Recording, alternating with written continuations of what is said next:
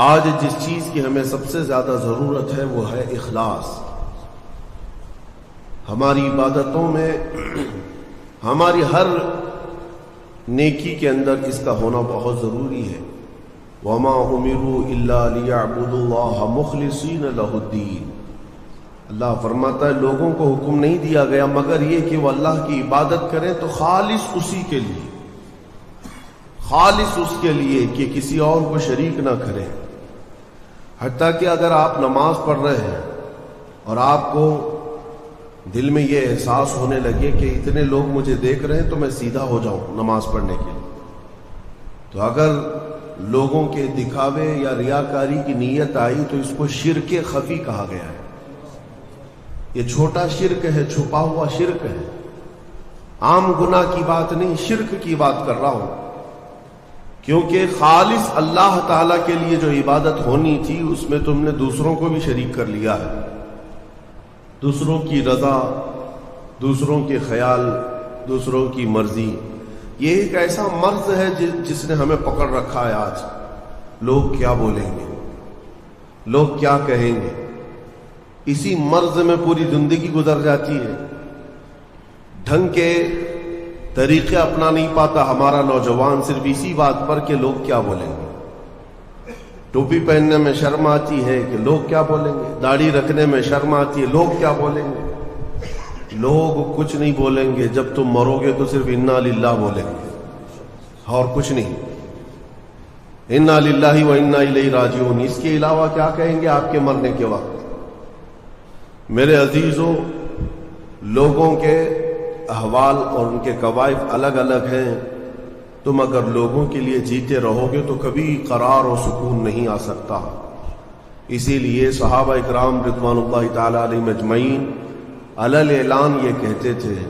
حضرت خبیب ابن عدی جب پھانسی پر چڑھائے گئے، سولی دی جا رہی تھی اور انہیں مکہ والے پتھر مار رہے تھے، تب انہوں نے اعلاناً یہ کہا تھا کہ مجھے اس بات کی پرواہ نہیں کہ لوگ مجھے کیا کیا گالیاں دے رہے ہیں، مجھے اس بات کی پرواہ نہیں کہ تم میرے ہاتھ کاٹ رہے ہو، ناک کاٹ رہے ہو، کان کاٹ رہے ہو اور گلا کاٹنے والے ہو، مجھے اس بات کی پرواہ نہیں، لیکن مجھے اس بات پر فخر ہے کہ میں مر رہا ہوں تو اللہ کی رضا میں مر رہا ہوں. میں اگر دنیا سے جا رہا ہوں تو حالت اسلام میں جا رہا ہوں، اس بات کا مجھے فخر ہے. عزیزان گرامی وقار، اسی بات کی آج ضرورت ہے کہ آپ کیا پہن رہے ہیں، کیا کھا رہے ہیں، کس طرح چل رہے ہیں، کس طرح بیٹھ رہے ہیں. یہ لوگوں کے لیے نہیں ہے. ہماری زندگی کے طور طریقے جو کچھ بھی ہونے چاہیے وہ اللہ اور اس کے رسول کے لیے. ایک حدیث میں آپ کو بتاتا ہوں جس کا آخری والا حصہ گفتگو کا اصل مقصد ہے. ایک بار رسول پاک صلی اللہ تعالی علیہ وسلم مجلس میں بیٹھے ہیں صحابہ کے. ایک اجنبی شخص آیا، مجلس میں آیا، آ کر کے سیدھے حضور پاک صلی اللہ علیہ وسلم کے قریب بیٹھ گیا. اتنا قریب کہ اپنے گھٹنے حضور کے گھٹنے سے لگا لیا، قریب سے قریب ہو کر بیٹھا. صحابہ اکرام اور بھی مجلس میں تھے، سب دیکھ رہے تھے. اور وہ اجنبی جو شخص آیا تھا اس کو کوئی بھی پہچانتا نہیں تھا. اس نے آتے ہی سوالات کرنا شروع کیا. سب سے پہلے اس نے پوچھا مل ایمان، ایمان کسے کہتے ہیں؟ رسول پاک صلی اللہ تعالی علیہ وسلم نے جواب دیا، اس بات کا اقرار کرو کہ اللہ تبارک و تعالیٰ کے سوا کوئی معبود نہیں، محمد صلی اللہ تعالی علیہ وسلم اللہ کے رسول ہیں. فرشتوں پر اور اللہ کی کتابوں پر، رسولوں پر، تقدیر پر، قیامت کے دن پر اور مرنے کے بعد دوبارہ زندہ ہونے پر یقین رکھنا. اس اجنبی شخص نے پوچھا مل اسلام، پھر اسلام کیا ہے؟ حضور پاک صلی اللہ علیہ وسلم نے اس کا بھی جواب دیا، اللہ کی وحدانیت اور محمد صلی اللہ علیہ وسلم کی رسالت کا اقرار کرنا، نماز پڑھنا، روزے رکھنا رمضان کے، زکوٰۃ دینا مالک نصاب کو، اور حج کرنا صاحب استطاعت. یہ اسلام ہے. 2 سوالات ہو گئے. تیسری مرتبہ اس نے سوال کیا مل احسان، احسان کیا چیز ہے؟ احسان نیکی کو کہتے ہیں. احسان یہی پورا تصوف ہے جس کو لے کر آج صوفیہ اکرام چلتے ہیں. اس نے پوچھا احسان کسے کہتے ہیں؟ اب جواب میں میرے آقا صلی اللہ علیہ وسلم نے 2 جملے ارشاد فرمائے، وہ ہماری پوری زندگی کو گھیرے ہوئے ہیں۔ کیا فرماتے ہیں؟ ان تعبد اللہ کأنک تراہ وإن لم تکن تراہ فإنہ یراک۔ رسول پاک صلی اللہ علیہ وسلم فرماتے ہیں احسان کا مطلب یہ ہے کہ تم اللہ کی عبادت ایسے کرو جیسے تم اسے دیکھ رہے ہو۔ عبادت، نماز کی بات نہیں، عبادت میں سب چیزیں آ جاتی ہیں۔ روزہ بھی عبادت ہے، زکوٰۃ بھی عبادت ہے، حج بھی عبادت ہے، خیرات بھی عبادت ہے، نماز بھی اس کا ایک حصہ ہے۔ اور رسول پاک نے فرمایا یہ ساری عبادت ایسے کرو جیسے تم اللہ کو دیکھ رہے ہو، اور اگر تمہاری یہ کیفیت نہیں آ پاتی تو ایسی عبادت کرو کہ اللہ تمہیں دیکھ رہا، یہ خیال تو آ جائے کہ اللہ تمہیں دیکھ رہا۔ اب وہ شخص جو سوالات کر رہا تھا اس نے ساری چیزوں کو کہا صدقت، ہاں آپ بالکل سچ کہہ رہے ہیں، سچ کہہ رہے ہیں۔ حضرت عمر فاروق فرماتے ہیں کہ کون اجنبی ہے، خود سوال بھی کرتا ہے اور خود تصدیق بھی کرتا ہے۔ جواب ملنے کے بعد کہتا ہاں بالکل آپ نے صحیح کہا۔ اخیر میں اس نے کہا متی الساعۃ یا رسول اللہ صلی اللہ علیہ وسلم، قیامت کب آئے گی؟ اس کے جواب میں رسول کریم صلی اللہ تعالی علیہ وسلم نے مخفی انداز میں ارشاد فرمایا جتنا پوچھنے والے کو معلوم ہے اتنا ہی پوچھے جانے والے کو بھی۔ ہاں یہ اور بات ہے کہ میں اس کی علامتیں تمہیں بتا دیتا ہوں۔ پھر فرمایا جب تم دیکھو گے کہ عورت اپنا سردار جننے لگ جائے، مطلب یہ ہے کہ ماں باپ پر لو بچے حکومت کرنے لگ جائیں، اور ننگے پیر چلنے والے نیچ ذات کے لوگ بڑی بڑی بلڈنگوں میں فخر کرنے لگ جائیں، بڑی بڑی عمارتوں پر فخر کرنے لگ جائیں، حکومتیں اور کرسیاں ان کے ہاتھوں میں آ جائیں،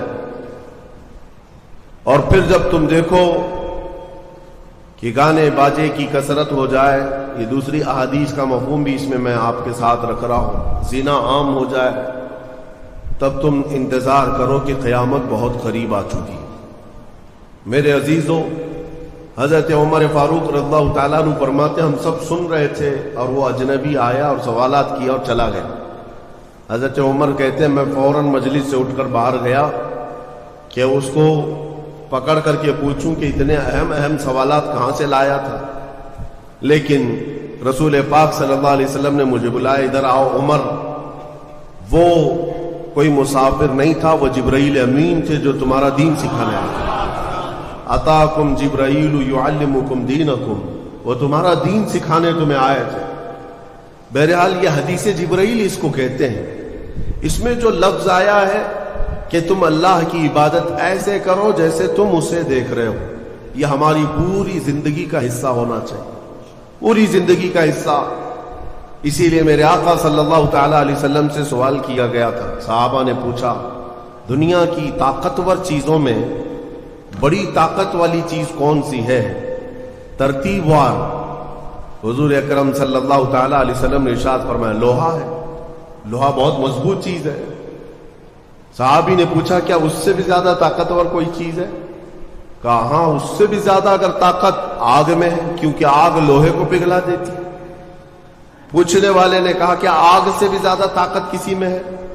حضور نے فرمایا ہاں پانی میں ہے، پانی آگ کو بھی بجھا دیتا ہے، پانی کی طاقت بہت زیادہ ہے، سونامی پانی ہی سے تو آتا ہے۔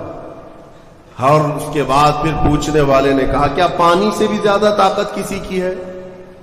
آپ صلی اللہ علیہ وسلم نے فرمایا ہاں دنیا میں سب سے زیادہ طاقت ہوا کے اندر ہے، وہ پانی ہو کہ لوہا ہو کہ آگ ہو، سب کو ہوا اڑا لے جاتی ہے، اور ہوائیں جب جوش میں آئیں یا جلال میں آئیں تو بڑے بڑے پہاڑ بھی کھسک سکتے ہیں۔ ہواؤں کی طاقت کا اندازہ تم نہیں لگا سکتے، گھروں کی چھتیں اکھاڑ لیں گی اور لوگوں کو تہس نہس کر دیں گی ہوائیں اگر جلال میں آئیں۔ تو پھر پوچھنے والے نے پوچھا کیا اس سے بھی زیادہ طاقت کسی کے اندر ہے؟ حضور پاک صلی اللہ علیہ وسلم نے فرمایا ہاں ایک چیز میں ہے اور اس سے زیادہ پھر کسی کی چیز میں نہیں۔ پوچھا وہ کیا ہے؟ میرے آقا صلی اللہ علیہ وسلم فرماتے ہیں اس ہاتھ میں ہوا سے زیادہ طاقت ہے جو اللہ کی راہ میں عطا کیا تو دوسرے ہاتھ کو خبر نہ ہو۔ یہ اخلاص والا ہاتھ، اخلاص والا ہاتھ کہ اسے خود خبر نہ ہوئی ہو کہ اس نے اللہ کی راہ میں دیا ہے تو کتنا دیا، کیسے دیا۔ میرے عزیزوں، یہ اس کو اخلاص کہتے ہیں۔ یہ خالص اللہ کے لیے دیا، خالص اللہ کے لیے دیا، اس کی طاقت بہت زیادہ ہے۔ اب آپ کو میں وہ نکتہ بھی سمجھا دوں۔ اولیاء اکرام کی کرامتیں سنتے رہتے ہیں، میاں وہ کیا کھا کر کے اتنی طاقت بنائے تھے۔ غوث پاک رضی اللہ تعالیٰ عنہ بغداد میں بیٹھے ہوں اور دریا میں اگر سیلاب یا طوفان آ جائے اور کشتی بھنور میں پھنسنے لگے تو کئی واقعات ہیں کہ کشتی میں بیٹھے ہوئے مسافروں نے دیکھا کہ غوث پاک تشریف لائے، ان کی کشتی کو سل لیا، سنبھالا۔ جن کشتیوں میں پھٹن تھی یا پانی آ رہا تھا، یہ طاقت کیسے، یہ تصرف کیسے ان کے پاس حاصل ہوا؟ کوئی کھانا پانی ایسا ہے دنیا میں جس کو کھانے کے بعد اتنی بڑی طاقت مل جاتی ہے؟ میرے عزیزوں، یہ اولیاء کاملین کے پاس جو بھی طاقت تھی وہ اخلاص کی طاقت تھی۔ وہ جو عمل کرتے تھے وہ خالص اللہ کے لیے کرتے تھے، خالص اللہ کے لیے، اور وہ اپنے آپ کو تک فنا کر چکے ہوتے اللہ رب العزت کی بارگاہ میں۔ اسی لیے میرے عزیزوں، ان طاقتوں کے سامنے دنیا کی کوئی طاقت ٹک نہیں پاتی، اخلاص کی طاقت۔ آج تم کر کے تو دیکھو، اللہ رب العزت کی بارگاہ میں اگر مخلص ہو گئے تو شیطان جو چیلنج کر کے آیا تھا اللہ کی بارگاہ میں، لَأَقْعُدَنَّ لَهُمْ صِرَاطَكَ الْمُسْتَقِيمَ، مولا میں تیرے سیدھے راستے پر بیٹھ جاؤں گا، جو بھی تیرے سیدھے راستے سے گزرے گا میں اس کو بہکاؤں گا، کبھی دائیں جانب سے، کبھی بائیں جانب سے، کبھی آگے سے، کبھی پیچھے سے۔ قرآن کی آیت میں بتا رہا ہوں آپ کو، 8ویں پارے میں اللہ نے فرمایا، شیطان یہ چیلنج کیا اللہ سے، قیامت تک تو مجھے مہلت دے دے، میں تیرے بندوں کو بہکاؤں گا۔ اور پھر اللہ تبارک و تعالیٰ سے وہ کہتا ہے کہ ان سب کو سیدھے راستے سے میں ہٹاؤں گا، لیکن شیطان نے آخر میں ایک جملہ یہ بھی کہا، مولا یہ جتنے بھی سیدھے راستے پر چلیں گے ان کو بہکا تو دوں گا، الا عبادک منہم المخلصین، مگر تیرے وہ بندے جو اخلاص کے ساتھ تیری عبادت کرتے ان پر میرا داؤ نہیں چل سکے، میں انہیں نہیں بہکا سکوں گا۔ اب اندازہ کرو کہ شیطان جس کے پاس ساری طاقتیں آ جاتی ہیں باطل طریقے سے وقتی طور پر، وہ عاجز آ گیا تو پھر دنیا کی یہ چھوٹی موٹی طاقتیں تمہارا کیا بگاڑ لیں گی؟